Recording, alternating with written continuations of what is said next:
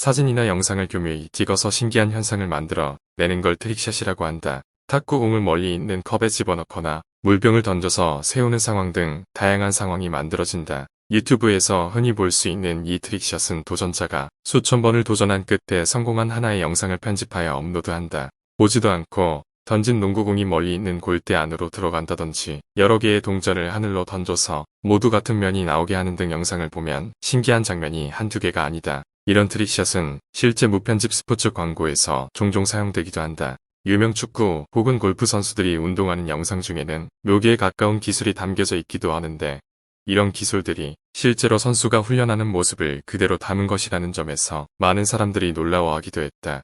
트릭샷을 모아놓은 영상을 보고 있으면 경이로움이 느껴질 뿐만 아니라 마치 우연히 운명처럼 느껴질 정도로 소름이 끼친다. 다만 한 번이 성공된 장면을 담기 위해 수시간 혹은 수일 동안 같은 행동을 반복한 메이킹 필름을 보고 있으면 역시나 대단한 장면은 하나도 나오지 않는다. 그저 평범한 인물이 생각을 비우고 같은 행동을 반복하는 지루한 영상이 끊임없이 나올 뿐이고 때로는 미련해 보이기도 한다.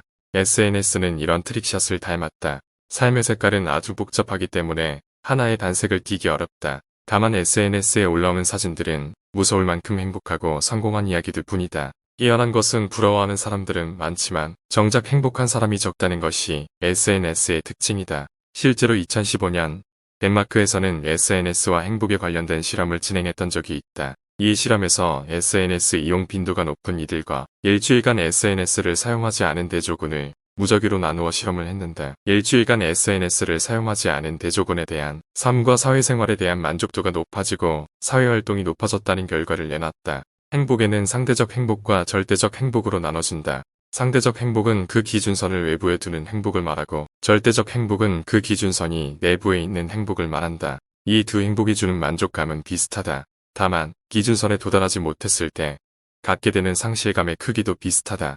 여기서 문제는 발생한다. 상대적 행복은 상황에 따라 언제든지 흔들릴 수 있으며 자신이 능동적으로 제어할 수 없는 기준선을 갖게 된다. 고로 자신의 행동이나 노력과 무관하게 수동적으로 행복을 부여받는다. 반대로 절대적 행복은 그 기준선이 내부에 있다. 외부의 기준선이 없기 때문에 환경에 흔들리지 않고 기복 없는 행복을 갖는다. 주가나 경제, 인간관계, 사회적 지위에 따라 오르락내리락하지 않는다. 실제로 종교적 수행에 의미를 제외하면 천주교나 불교에서 종교인들은 혼인을 하지 않는다. 마태복음 19장 1-12절에 보면 그와 닮은 이야기가 있다. 종교인들에게 혼인은 해서는 안 되는 일은 아니다. 실제로 모세와 예수가 말하기도 그렇다. 이들은 혼인을 금지한 것이 아니다. 예수는 모든 사람이 그럴 필요는 없고 필요한 자들만 그러하라고 말한다. 스님이나 신부님이 혼인을 하지 않는 것도 비슷한 맥락이다. 불필요한 유혹과 갈등의 여지를 소멸하는 것이다. 즉, SNS를 통해 남과 비교하지 않겠다는 다짐을 하느니 아예 SNS를 하지 않는 유혹의 원천을 없애는 것이다. 스님이 속세를 버리고 산으로 가는 이유도 이와 닮았다. 인생은 편집되지 않은 날 것 그대로다. 그 누구도 희노애락 없이 언제나 좋은 일만 일어나는 사람은 없다. 자기계발서나 자서전을 보면 이를 명확하게 알 수 있다. 예전 누군가의 블로그에서 읽은 글이 있다. 블로그 주인은 자신이 자서전을 결코 읽지 않는다고 말했다. 이유는 자기 생각과 일치하는 정보만 받아들이는 확증 편향과 결과로 근거를 삶아 성과를 평가하는 결과 편향의 끝이라고 했다. 그렇다.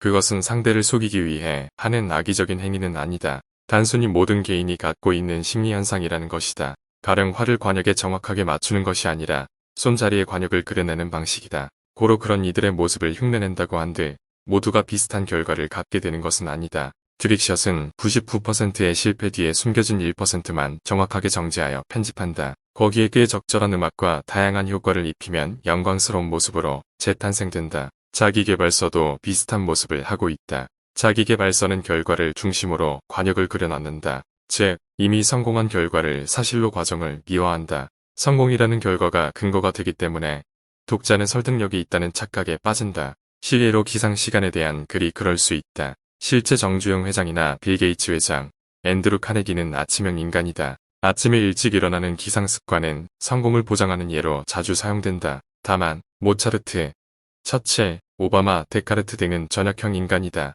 서점에는 아침형 인간을 이야기하며 기상시간을 당기면 성공에 다가설 수 있다는 식의 논리가 전개된다. 반대로 저녁형 인간의 성공을 근거로 언제든 저녁형 인간이 성공 열쇠라는 식의 논리 전개도 가능하다. 언제나 열정이 타오르는 연예인이나 위대한 인물들의 일화를 듣고 난다. 마치 저렇게 해야만 저런 삶을 살 수 있다는 식의 논리가 전개된다. 다만 사람은 어떤 부분을 트릭샷처럼 편집해내느냐에 따라 완전히 다른 두 모습을 만들어낼 수 있다. 실제 스티브 잡스의 혼외딸인 리사를 기준으로 그를 바라보면 그는 형편없는 아버지일 뿐이다. 그를 바라볼 때 성공적인 사업가의 모습으로 편집을 하면 그의 연설과 행동, 사상은 모두 멋있어 보인다. 다만 그는 미완성된 제품으로 프리젠테이션을 진행하고 동업자를 속여 자신에게 이득이 되는 상황을 만들기도 하는 등의 모습도 보인다. 아인슈타인의 말은 대부분 명언으로 유명하게 사용되지만 그는 자신을 불행한 남자라고 스스로 표현하기도 했으며 노벨상 상금을 이혼 위자료로 모두 지급하고